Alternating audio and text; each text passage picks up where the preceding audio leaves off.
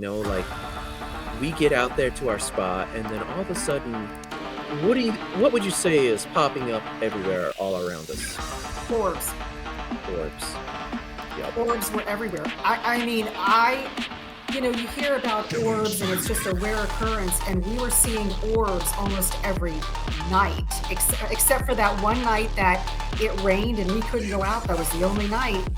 Yep. And we saw orbs, and I don't know how many folks are on here that are familiar with orbs, but they are what we know as energy.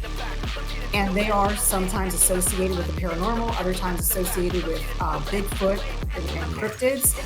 And we were really experiencing a lot of orbs, and they were different colors. Now, mind you, we were in really cold weather. It was in the 40s and 50s, so there weren't any fireflies or lightning bugs out. And so we're seeing these they were red and orange and blues and greens. And then we found out that they were responding to us laughing. Mm. And that was incredible. Yeah, it really was.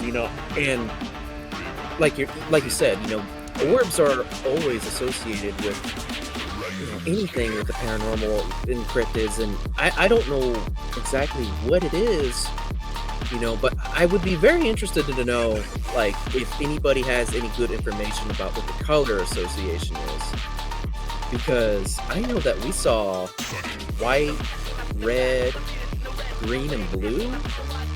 Yeah, I think even a yellow twice. And there was orange. There was an orange one, and I think there was a gold one night. I think one thing that I can really identify, that we went in to investigate how many strange and bizarre disappearances there are in the Smoky Mountains. That's what we went for. And we just said, okay, what could it be? And we went in there with a clean slate, and then stories were popping up of the Tennessee wild man and how these feral people have lived in these hills for decades, if not centuries.